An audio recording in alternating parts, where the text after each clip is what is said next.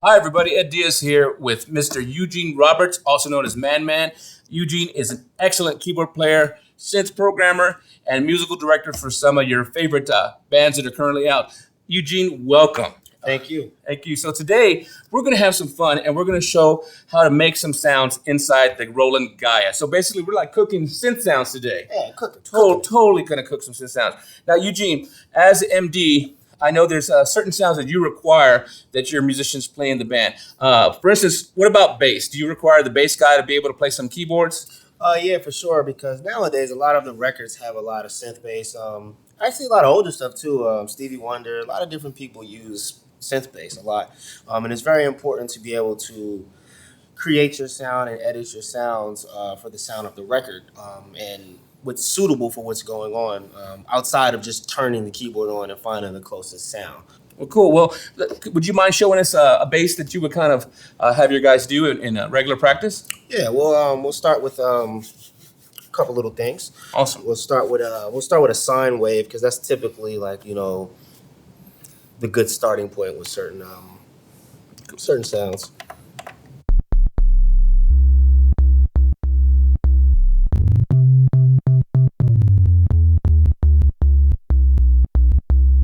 So right there, see, so this is where your oscillator, that means. So that's kind of generates the noise. Correct. Of the synth.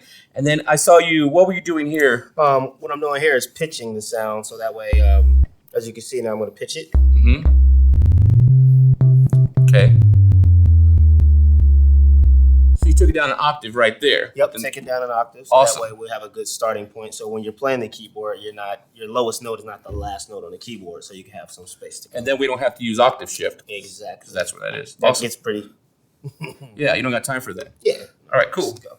So now that we have a good starting point with our sine, I'm gonna fill it up a little more with a couple more tones. So now what we're gonna do is we're gonna select tone 2, turn that on, turn tone 1 off, and now what we'll do is, typically I like to use a saw, and what we'll do is we'll put that at a nice octave. And generally I like to deal with the resonance of the saw to get it a nice little buzz. Oh, so you're going to go into the filter. Oh yeah, I'm going into the filter. I'm going in. Gotta make it right. All right, Make cool. it right.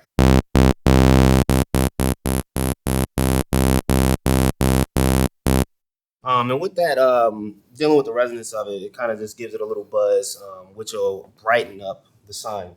All right, cool.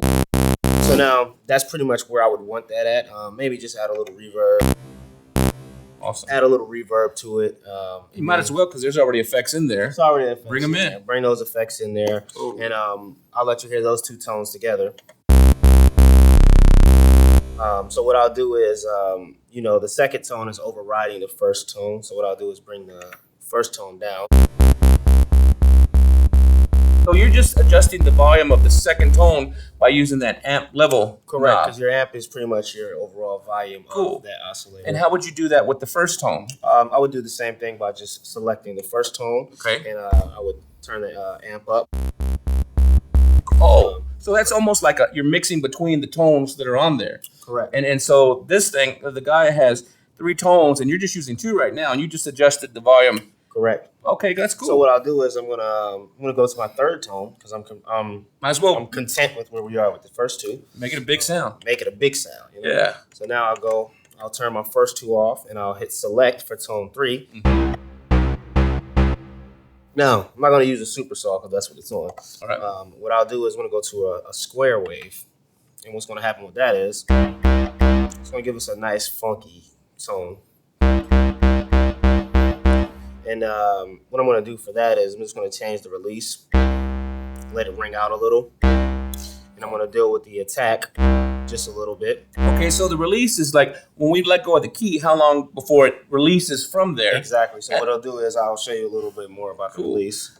That's with the release higher, which will hold the note out. And So now we bring it back down.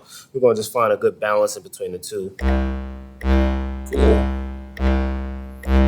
And then, of course, we'll adjust the level of that sound volume-wise. And on the attack, that you adjusted that, so that's how hard the sound hits. Is that what that How is? hard the sound hits. So what if we put the attack all the way up? Well, you don't have anything.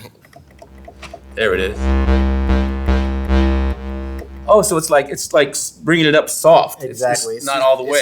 It's creeping in. I'll call it creeping in. All right, cool. That's cool. So I'll get the attack to where I want it, the release to where I want it. Now, so what I'll do is I'll add that in with our other two tones. Just by turning on the buttons. Just turning it back on. Sweet. So now we have a nice release with one tone. We have a nice clarity and buzz and a nice resonance and high end sound. Awesome. And then we have our low end, which is our sine. So all three, you get.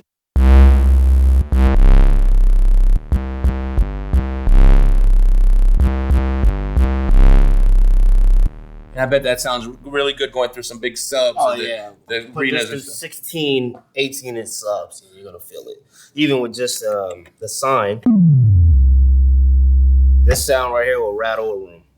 And that's just one tone. That's just one so tone. You can have that to rattle, and then you can bring in your other one so you make it even bigger. Or what I'll do is sometimes you can do tone copy. So what I'll do is I would take the first tone and copy it to the second tone. Just Tone copy, cool. Just like that. And I'm going to copy it to here. So now we have the same tone. So that was what I want to do is to make it bigger, sometimes I put it in octaves so that way it has full range. So what I'll do is select the second one. So now it just has a little more grit to it.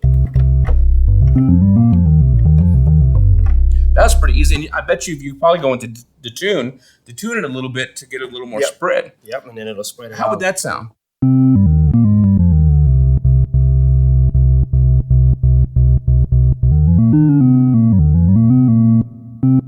It's kind of cool.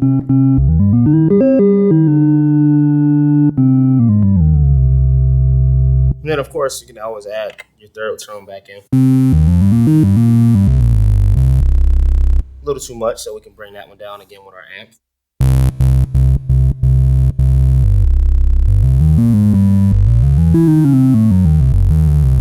And then if we like this sound, every now and then you might want to play a chord with it. And you take it off of mono, so it'll be probably. There's nothing like holding a fifth in a sound. Yeah, I feel that up.